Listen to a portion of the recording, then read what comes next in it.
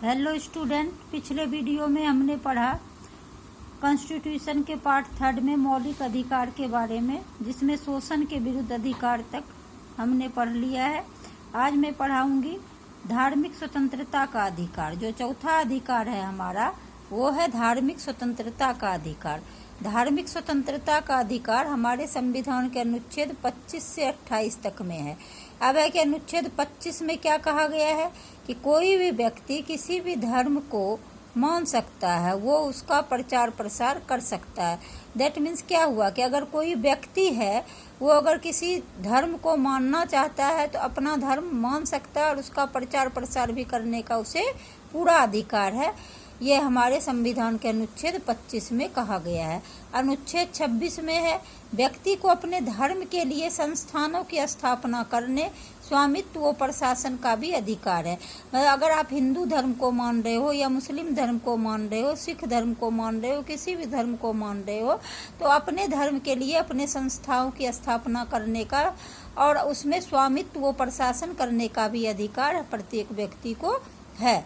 अब अनुच्छेद 27 में है राज्य किसी भी व्यक्ति को ऐसे टैक्स देने के लिए बाध्य नहीं कर सकता जिसकी आय विशेष धर्म अथवा धार्मिक संप्रदाय की उन्नति या पोषण में व्यय करने के लिए विशेष रूप से निश्चित कर दी गई है।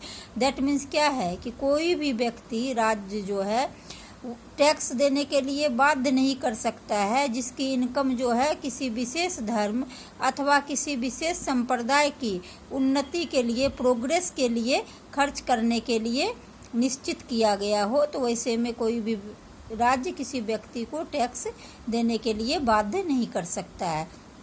अनुच्छेद 28 में है राज्य विधि से पूर्णतः पोषित किसी शिक्षा संस्था में धार्मिक शिक्षा नहीं दी जाएगी। दैट मीन्स क्या है कि राज्य द्वारा जो भी विद्यालय या जो भी संस्था चलाया जाएगा, शिक्षा संस्था, उसमें धार्मिक शिक्षा देने का प्रावधान नहीं है।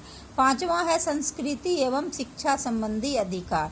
यह अनुच्छेद 29 से अनुच्छेद 30 में है। अब अनुच्छेद 29 में क्या है कि अल्पसंख्यक हितों का संरक्षण। दैट मीन्स कोई अल्पसंख्यक वर्ग अपनी भाषा, लिपि और संस्कृति को सुरक्षित रख सकता है और केवल भाषा, जाति, धर्म और संस्कृति के आधार पर उसे किसी भी सरकारी शैक्षिक संस्था में प्रवेश से नहीं रोका जा सकता। दैट मीन्स क्या हुआ कि कोई भी व्यक्ति को सिर्फ इस आधार पर नहीं रोका जा सकता है कि उसकी धर्म क्या है, उसकी संस्कृति क्या है या उसका रहन सहन क्या है। इस आधार पर जो है यह नहीं रोका जा सकता किसी शैक्षिक संस्था में प्रवेश के लिए। अब अनुच्छेद 30 में क्या है, शिक्षा संस्थाओं की स्थापना और प्रशासन करने का अल्पसंख्यक वर्गों का अधिकार। अपनी इच्छा व पसंद से शैक्षिक संस्था चला सकता है और सरकार उसे अनुदान देने में किसी तरह का भेदभाव नहीं करेगी। 6 है और लास्ट है संवैधानिक अधिकार, जो जिसको पढ़े थे संवैधानिक उपचारों का अधिकार, जो कि आर्टिकल 32 में है। और ये मोस्ट इम्पोर्टेंट है कि संवैधानिक उपचारों का अधिकार डॉक्टर भीमराव अंबेडकर को ने संविधान की आत्मा कहा है, सोल ऑफ इंडियन कॉन्स्टिट्यूशन। तो अनुच्छेद 32 में सुप्रीम कोर्ट या हाई कोर्ट को मौलिक अधिकार लागू कराने के मामले में निर्देश देने, आदेश जारी करने का अधिकार है, जो निम्न है। पहला है ए में बंदी प्रत्यक्षीकरण। ए में क्या है, बंदी प्रत्यक्षीकरण। उसका बंदी प्रत्यक्षीकरण क्या होता है, न्यायालय गैर कानूनी ढंग से गिरफ्तार किए गए व्यक्ति को अपने सम्मुख प्रस्तुत करने का आदेश दे सकता है और अगर उसकी गिरफ्तारी गैर कानूनी समझी गई तो उसे रिहा करने का आदेश दे सकती है। बंदी प्रत्यक्षीकरण यह है कि न्यायालय अगर किसी व्यक्ति को गैर कानूनी ढंग से गिरफ्तार किया गया यानी अरेस्ट किया गया तो व्यक्ति को अपने सामने जो है प्रस्तुत करने का आदेश दे सकता है और उसकी गिरफ्तारी अगर गैर कानूनी होगी तो उसे रिहा करने का भी आदेश दिया जा सकता है। अब बी में क्या है, परमादेश के द्वारा न्यायालय किसी व्यक्ति, पदाधिकारी या संस्था को अपने उस कर्तव्य को करने के लिए बाध्य कर सकता है जिसे कानूनी रूप से करने के लिए वह बाध्य है।